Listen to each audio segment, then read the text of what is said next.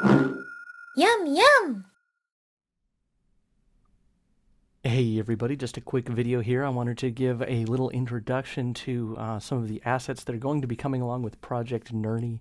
And this is going to be an ongoing project where I'll be releasing packs of Nurnies in specific kind of content types over a couple of times per month. 2 to 4 times per month is my goal here.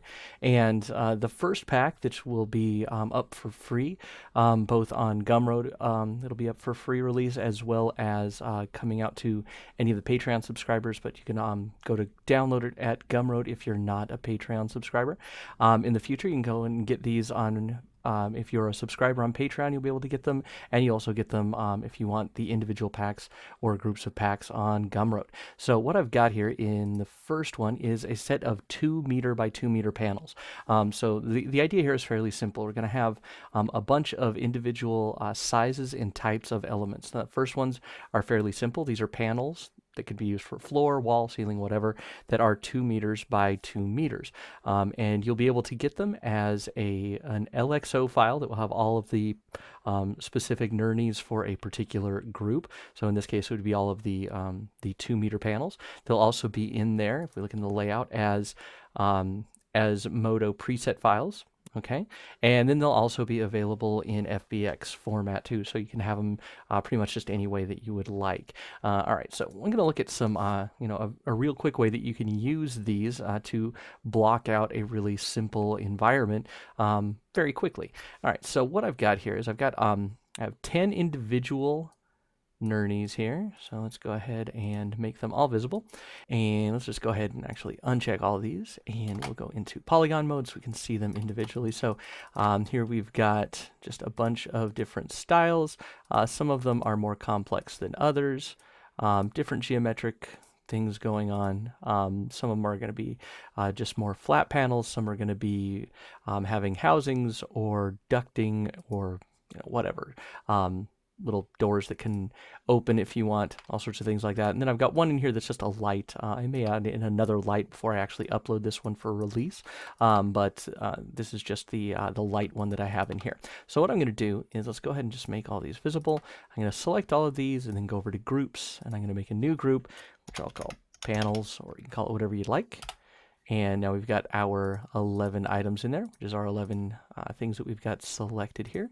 So I'm going to go ahead and hide those, and I'm going to start just by creating a really simple piece of geometry. So I'm going to create just a 2 by 2 grid that is 4 meters by 4 meters. So in other words, two 2 meter pieces by 2 2 meter pieces.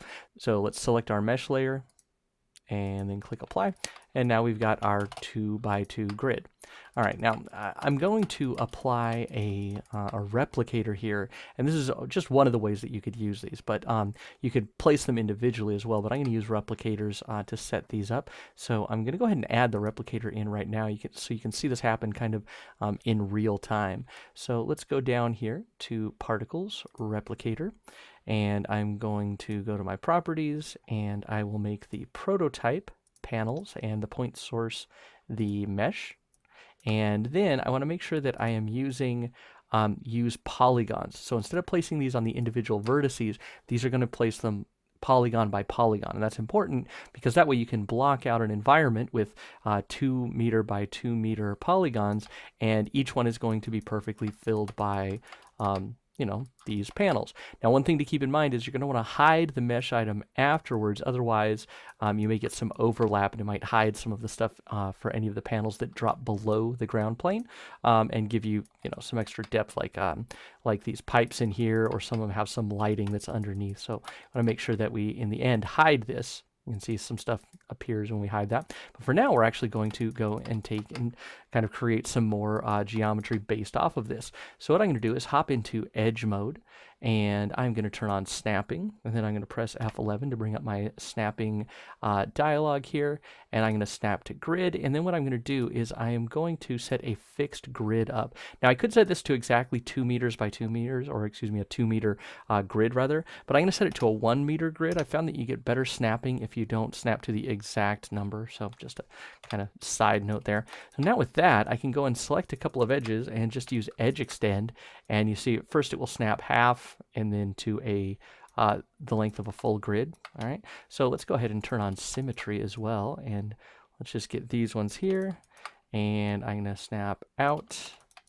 And then what I can do is I can just tap the middle mouse button and it will snap again and do another set. So let's go this way here now, and I'm going to actually here, let's add on these sides here, and I'm just going to use edge extend and go up, and then I can go up another set, and then if I want to, I could do you know, something like use the bevel tool. So let's grab a couple here, bevel, and the grid snapping is going to obey on all of the individual tools, so it's going to make it really easy, and I can use middle mouse button again to just kind of extend out and get more and more of these panels here, so I can very quickly create entire blocked out scenes. So let's go out there and one more, so that that one continues.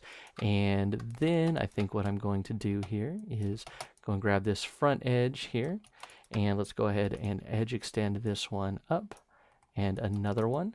And now I've gotten myself to a little bit of an issue, and I'm going to show you how you can fix this really quickly, because you can see now I have, if I go ahead and hide my replicator, I've got a set of polygons here that are discontinuous, if I press L and get the loop, from these ones here. So all I'm going to do is just double click on this, go to vertex, merge tool, and just click, and you'll see it'll deselect those corner ones, which means that I've actually merged those pieces together. Okay, and now what I can do is let's just double click on this part here, deselect the top, and then I'm just going to use the bridge tool and click, and now we've got that closed. Cool. So let's you know, just make a little bit more here. I'm going to go ahead and turn my replicator back on so we can see what's going on here. So let's go ahead and again, use our bevel tool, and we'll just pull back a little bit, and again, and now sometimes you might end up with something a little funky like I did right there. So here, let's go ahead and undo that.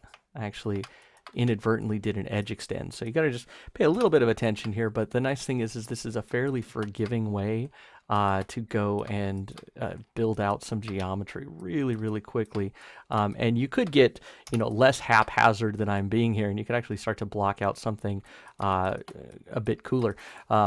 But, you know, I'm just doing something really fast here. So now I've got this built out. Looks pretty nice. Let's go ahead and turn our replicator on. And oops, you can see I got a couple of extra things in here that I had kind of messed up. So I'm just going to take a second here and run a quick mesh cleanup. Okay. And I had a few extra vertices there.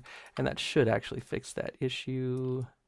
Most of it. It looks like we have a few extra polygons, just kind of errant polygons running around here that are causing me some problems. So anyways, this is just a real basic quick idea of what's going on here with the with Project Nurnie, and give you a quick idea of how you can start using these right off the bat with just this first one, which is pretty simple. And a lot of these, just as a side note here, have luminous materials on them, both the lights themselves as well as just some other pieces. So if you hop over into the render tab here, and let's go ahead and frame up a camera here.